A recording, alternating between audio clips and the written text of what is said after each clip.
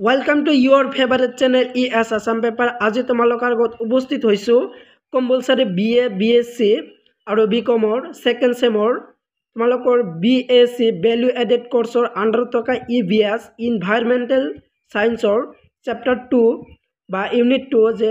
পাৰিবেশিক প্ৰভাৱ মূল্যায়ন এনভায়ৰনমেন্টাল ইম্প্যাক্ট অ্যাসেসমেন্টৰ তোমালোকৰ 5 মাৰ্কৰ কোৱেশ্চন আনসাৰ ইম্পৰ্টেন্ট দেখুৱাম তো তোমালোকে সম্পূৰ্ণ ভিডিঅ'টো ভালদৰে চাই থকা তো আহা আজিৰ ভিডিঅ'টো অতি সোনকালে আৰম্ভ কৰোঁ তো আজি যেহেতু তোমালোকৰ লগত আলোচনা কৰিম 5 মাৰ্কৰ কোৱেশ্চন আনসাৰ আৰু তোমালোকৰ 1 আৰু 2 মাৰ্কৰ কোৱেশ্চন আনসাৰ ভিডিঅ' এটা আপলোড কৰিছোঁ নহলে তোমালোকে এই ভিডিঅ' ডেসক্ৰিপচনত লিংক দিয়া আছে তো তোমালোকে লিংকত যাই 1 আৰু 2 মাৰ্কৰ কোৱেশ্চন আৰু আনসাৰটো চাই ল'ব পাৰা তো বলা আহা আজিৰ মূল কোৱেশ্চনটো আলোচনা কৰোঁ তো তোমালোকৰ ফাৰ্স্ট কোৱেশ্চনটো হল যে প্ৰথম কোৱেশ্চনটো হল যে পৰিবেশ ব্যৱস্থাপনা মানে কি তো পৰিবেশ ব্যৱস্থাপনা কি প্ৰয়োজন ইয়াত তোমালোকৰ দুটা কোৱেশ্চন দিয়া আছে যে পৰিবেশ ব্যৱস্থা মানে কি যে পৰিবেশ ব্যৱস্থাপনা কি প্ৰয়োজন তো এই কোৱেশ্চনটো তোমালোকৰ 5 মাৰ্কৰ আহিব পাৰে তো ইয়াৰ আনসাৰটো হল বা উত্তৰটো যে পৰিবেশ অতি ব্যাপক হৈ পৰিছে আৰু গোলকীয় আৰু ৰাষ্ট্ৰীয় পৰ্যায়ৰ সমস্যাসমূহ সামৰি লৈছে ব্যৱস্থাপনা বিশ্লেষণৰ পৰা দেখা যায় যে ইয়াৰ বাবে বহুত খণ্ড আৱশ্যক বিভিন্ন পৰিবেশ সমস্যা যেনে বায়ু পানী মাটি শব্দ আৰু ইত্যাদি তো তোমালোকৰ বহু কেইটা আছে তো তোমালোকে সম্পূৰ্ণখিনি তোমালোকে চাই ল'বা যেহেতু তোমালোকক স্ক্ৰীনত ভালদৰে দেখুৱাই দিয়া আছো তো তোমালোকে সম্পূৰ্ণ এনসাৰটো ভালদৰে চাই লোৱা তো আৰু আছে তোমালোকৰ হি পৃষ্ঠাত এনসাৰ তো নেক্সট এনসাৰ লৈ তোমালোকক দেখুৱাও তো ইয়ে আছিল তোমালোকৰ পিছৰ এনসাৰখিনি তো যেহেতু তোমালোকৰ ইয়াত দুটা কোৱেশ্চন দিয়া আছে তো দুটা কোৱেশ্চনৰ তাত এনসাৰ দিয়া আছে তো পৰিবেশ ব্যৱস্থাপনাৰ প্ৰয়োজনীয়তা তো পৰিবেশ ব্যৱস্থাপনাৰ প্ৰয়োজনীয়তাৰ এনসাৰো ইয়াত দিয়া আছে সম্পূৰ্ণ এনসাৰ তো সম্পূৰ্ণ এনসাৰখিনি তোমালোকে ভালদৰে চাই ল'বা আৰু তোমালোকে পেজ নম্বৰ 60 দিয়া আছে তো 60 পৰা চাব পাৰা মডেলৰ পৰা তোমালোকে চাব পাৰা আৰু নেক্সট কোৱেশ্চনটো হল যে তোমালোকৰ দ্বিতীয় কোৱেশ্চনটো হল যে পৰিবেশ ব্যৱস্থাপনাৰ গুৰুত্বপূৰ্ণ দিশসমূহ উল্লেখ কৰা তো তোমালোকৰ কি কৈছে যে পৰিবেশ ব্যৱস্থাপনাৰ গুৰুত্বপূৰ্ণ দিশসমূহৰ উল্লেখ কৰিবলৈ কৈছে তো ইয়াত তোমালোকৰ সম্পূৰ্ণ উত্তৰ ভালদৰে দিয়াই আছে যে পৰিবেশ ব্যৱস্থাপনাৰ গুৰুত্বপূৰ্ণ দিশসমূহ হল যে এক নম্বৰ হল যে প্ৰদূষণ মুক্ত পৰিবেশ নিৰ্মাণ কৰা দুই নম্বৰটো হল যে মানুহ আৰু জীৱ জন্তুবোৰক প্ৰদূষণৰ পৰা ৰক্ষা কৰা আৰু 3 দিয়া আছে যে পৃথিৱীৰ জৈৱ বৈচিত্ৰ্য সংৰক্ষণ কৰা তো ইয়াত বহুকেইটা তোমালোকৰ পইণ্ট আউট কৰি দিয়া আছে তো তোমালোকে সম্পূৰ্ণখিনি তোমালোকে চাই লোৱা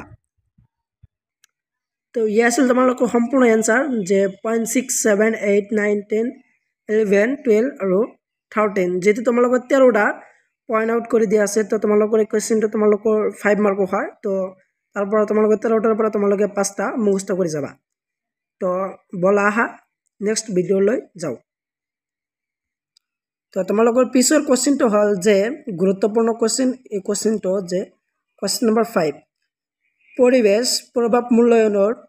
বিষয়ে আলোচনা কৰা অত্যন্ত গুৰুত্বপূৰ্ণ কোৱেশ্চন তো তোমালোকে এই কোৱেশ্চনটো ভালদৰে চাই যাবা আৰু এতিয়া তোমালোকৰ আন এটা কথা কওঁ যে তোমালোকৰ কি 1 সেমিষ্টাৰত বা ফাৰ্স্ট সেমিষ্টাৰত যেহেতু তোমালোকৰ EVS কলেজৰ আন্ডাৰত আছিল এতিয়া আৰু নাই এতিয়া আৰু গুৱাহাটী ইউনিভাৰ্চিটি আন্ডাৰৰ পৰা তোমালোকৰ কোৱেশ্চন কাটিব তো তোমালোকৰ এই হিচাপমতে তোমালোকে ভালকৈ পঢ়ি যাবা যেহেতু এই কোৱেশ্চনটো অত্যন্ত গুৰুত্বপূৰ্ণ তো আৰু আছে তোমালোকৰ নেক্সট এনসাৰ তো এনসাৰটো ভালদৰে চাই লোৱা আৰু আন এটা অত্যন্ত গুৰুত্বপূৰ্ণ কোৱেশ্চন হল যে কোৱেশ্চন নম্বৰ 6 আৰু পেজ নম্বৰ 69 যে কোৱেশ্চনটো হল যে পৰিবেশ প্ৰভাৱ বিবৃতিৰ বিভিন্ন উপাদানসমূহ লিখা অত্যন্ত গুৰুত্বপূৰ্ণ কোৱেশ্চন এইটো তো তোমালোকে এক্সামৰ কাৰণে গুৰুত্বপূৰ্ণ হিচাপে তোমালোকে কোৱেশ্চনটো ভালদৰে চাই যাবা অত্যন্ত গুৰুত্বপূৰ্ণ কোৱেশ্চন 6 আৰু এনসাৰ যেহেতু ইয়াত ভালদৰে দিয়াই আছে তো তোমালোকে চাই ল'ব পাৰা আৰু নহলে তোমালোকে এটা স্ক্ৰীনশ্বট মাৰি ল'ব পাৰা তো তোমালোকে ইয়াত পইণ্ট আউট কৰি দিয়া আছে তোমালোকে কোৱেশ্চনটো 5 মাৰ্কৰ হয় আৰু ইয়াৰ লগতে পঢ়িবা তোমালোকে চাই যাবা যে কোৱেশ্চন নম্বৰ 7 টো যে 7 কোৱেশ্চনটো হল যে পৰিবেশ ব্যৱস্থাপনা পৰিকল্পনা এটা পৰিচয় আৰু উদ্দেশ্যৰ বিষয়ে আলোচনা কৰে কোৱেশ্চনটো গুৰুত্বপূৰ্ণ নহয় তো তোমালোকে এডিশনাল হিচাপে এই কোৱেশ্চনটো চাই যাব পাৰা আৰু আছে তোমালোকৰ কোৱেশ্চন তো নেক্সট কোৱেশ্চনটো তোমালোকে চাই লোৱা তো তোমালোকৰ পিছৰ প্ৰশ্নটো হ'ল যে পৰিৱেশ ব্যৱস্থাপনা পৰিকল্পনাৰ প্ৰধান উপাদানসমূহ কি কি ভেৰি ইম্পৰ্টেণ্ট কোৱেশ্চন তো এই কোৱেশ্চনটো তোমালোকে মাৰ্ক কৰি লোৱা যেহেতু তোমালোকৰ এক্সাম সন্মুখত আহি আছে তো তোমালোকৰ অত্যন্ত গুৰুত্বপূৰ্ণ কোৱেশ্চন 8 আৰু পেজ নম্বৰ 71 দিয়া আছে যে পৰিৱেশ ব্যৱস্থাপনাৰ পৰিকল্পনাৰ প্ৰধান উপাদানসমূহ কি কি তো ইয়াত তোমালোকৰ ভালদৰে এনসাৰ পয়েন্ট আউট কৰি দিয়া আছে তো তাৰ পৰা তোমালোকে 5টা মান পয়েন্ট আউট লিখিলে তোমালোকে সম্পূৰ্ণ এনসাৰৰ মাৰ্ক পাই যাবা তো তোমালোকে এনসাৰটো ভালদৰে স্ক্ৰীনত দেখুৱাই দিয়া আছো তো তোমালোকে চাই থকা এনসাৰটো ভালদৰে চাই লোৱা তো এই আছিল তোমালোকৰ এনসাৰ কোৱেশ্চন নম্বৰ 8 ৰ তোমালোকৰ হেকৰ কোৱেশ্চনটো হ'ল যে কোৱেশ্চন নম্বৰ 13 আৰু পেজ নম্বৰ 81 দিয়া আছে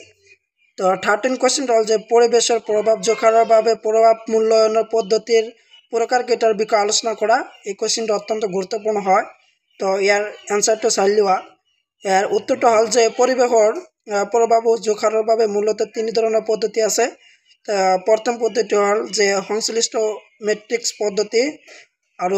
দুই নম্বৰটো হ'ল যে সূচকাংক মূল্যায়নৰ পদ্ধতি আৰু তিনি নম্বৰটো হ'ল যে কম্পিউটাৰ প্ৰগ্ৰাম মডেল তো তোমালোকৰ তিনিটা পদ্ধতি লিখিবলৈ কৈছে তো তোমালোকৰ তিনিটা অতি ভালদৰে ইয়াত বুজাই দিয়া আছে তো তোমালোকৰ সম্পূৰ্ণখিনি ইয়াত দিয়া আছে তো তোমালোকে চাই ল'ব পাৰা পেজ নম্বৰ 81 দিয়া আছে ইয়াত তোমালোকৰ কোৱেশ্চন নম্বৰ 13 ৰ এনসাৰ তো পিছৰ এনসাৰখিনি তোমালোকে চাই লোৱা তো ইয়াত আছে এনসাৰ তোমালোকৰ দুই নম্বৰ পদ্ধতি হ'ল যে সূচকাংক মূল্যায়নৰ আৰ্হি এইটো ভালদৰে চাই লোৱা আৰু আছে তোমালোকৰ এটা পদ্ধতি তো তোমালোকে নেক্সট পদ্ধতি লৈ চাই থকা ইয়াত আছে তোমালোকৰ তৃতীয় নম্বৰ পদ্ধতিটো যে কম্পিউটাৰৰ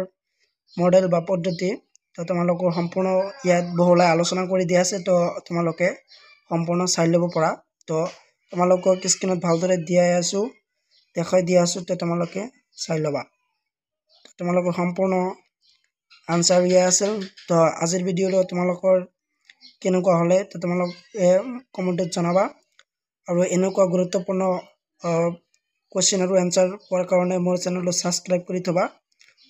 তো আজিৰ ভিডিঅ' এইখিনি আছিল তো সম্পূৰ্ণ ভিডিঅ' চাই থকাৰ বাবে তোমালোক সকলোকে ধন্যবাদ